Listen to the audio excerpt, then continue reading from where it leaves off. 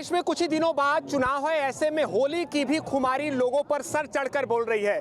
बनारस के अस्सी घाट पर हम मौजूद हैं और भारत के अलग अलग राज्यों से यहाँ पर लोग पहुँच रहे हैं। हम उनसे जुड़ेंगे। आप कहाँ से हैं सर? दिल्ली से जी। दिल्ली से हैं। दिल्ली का भी सियासी पारा चढ़ चुका है। वहाँ की सरकार के कामकाज के बारे में बताइए। अरविंद केजरीवाल कैसा काम कर रहे हैं वहाँ? ये तो आपको इधर ही नजर आ जाएगी। इधर देखा वाराणसी में जो घाट है कितना सुंदर है, साफ सुथरा है, और दिल्ली में जमुना एकदम गंदी है, ऐसे झाग लगती है जैसे कि लंदन बना दिया है। और दिल्ली और इसमें तो बहुत फर्क है। उन्होंने तो कहा है कि हमने शिक्षा मॉडल हो, इसके अलावा वहाँ के स्वास्थ्य मॉडल हो और वहाँ के गवर्नेंस को बेहतर गवर्नमेंट दिया है हमने वहाँ के, और लोगों के कामकाज को और आसान बनाया है। सरकार का कहना है। अगर शिक्षा मॉडल की बात करें तो उन्होंने ये जरूर किया है कि जो स्कूल के कमरे थे उनको बड़ा बना दिया है। एक एक कमरे का उन्होंने 20-20 लाख रुपए ले लिया है। कोई नया स्कूल नहीं बनाया, नया कॉलेज नहीं बनाया। जब दिल्ली में मदन लाल खुराना की सरकार थी तो हर साल 5 कॉलेज बनते थे। जब से केजरीवाल की सरकार, एक भी नया कॉलेज दिल्ली यूनिवर्सिटी में नहीं बना है। अच्छा, सबसे बड़ा आरोप ये है कि उनको लगातार समन भेजा जा रहा है। आज भी इस बात की चर्चा लगातार तेज है।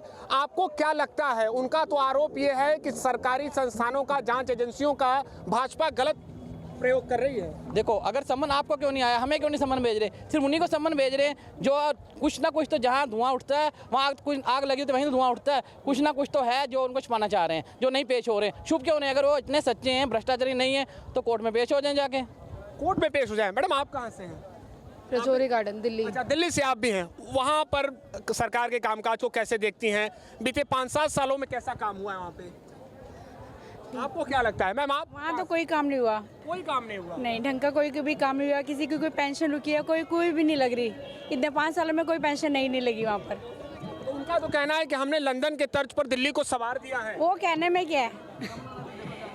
अच्छा, यमुना नदी का क्या हाल है? आपको क्या लगता है? यमुना नदी वहाँ बहुत गंदी हुई पड़ी है, बहुत ज्यादा गंदगी है वहाँ पर। अच्छा, बार समझ जाने पर आपको क्या लगता है कि उनको जांच एजेंसियां के समक्ष आना चाहिए, अपनी बातों को रखना चाहिए? उनका तो आरोप कुछ और है। हाँ, तो उनको तो जाना चाहिए ना, जाके बताएं। अगर वो है सही है तो जाके बताएं।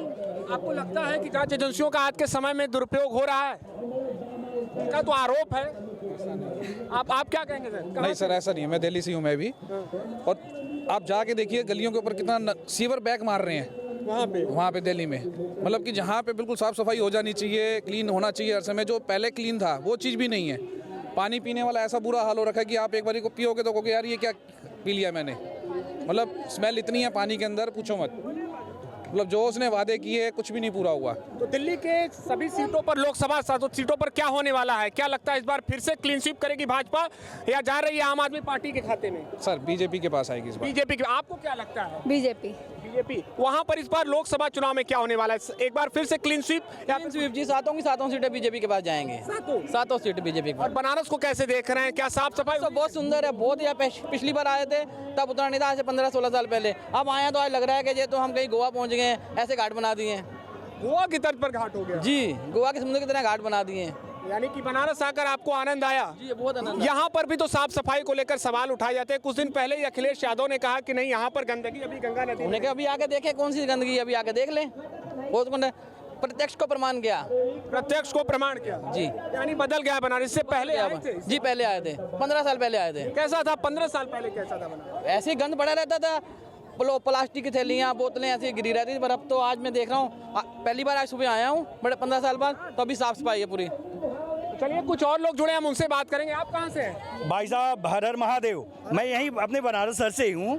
अच्छा। जैसा कि हम सब लोग जानते हैं कि स्वच्छता के लिए हमारे प्रधानमंत्री जी ने खुद झाड़ू उठा लिया था। हाँ।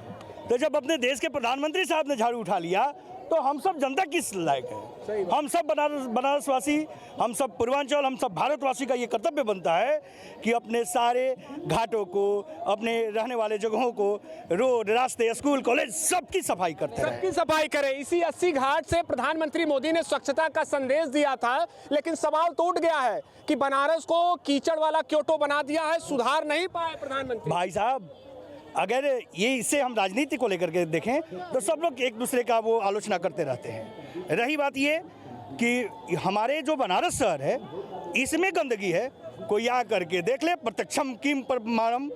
ओम नमः पार्वती पते। शुक्रिया बातचीत के लिए। तो ऐसे में सियासी सरगर्मी के साथ होली की भी खुमारी लोगों पर चढ़ चुकी है। फिर से हम तस्वीर दिखाना चाहेंगे कि ये देखिए, ये बनारस का घाट है, 80 घाट है, और भी आसपास के घाट आपको दिख रहे होंगे। दूर दराज से लोग पहुंच रहे हैं और यहाँ पर घाटों पर आनंद ले रहे हैं। ऐसे में देखना होगा कि जनता लोकसभा चुनाव 2024 में किस पर भरोसा जताती है। एबीपी लाइव के लिए निशांत चतुर्वेदी, वाराणसी।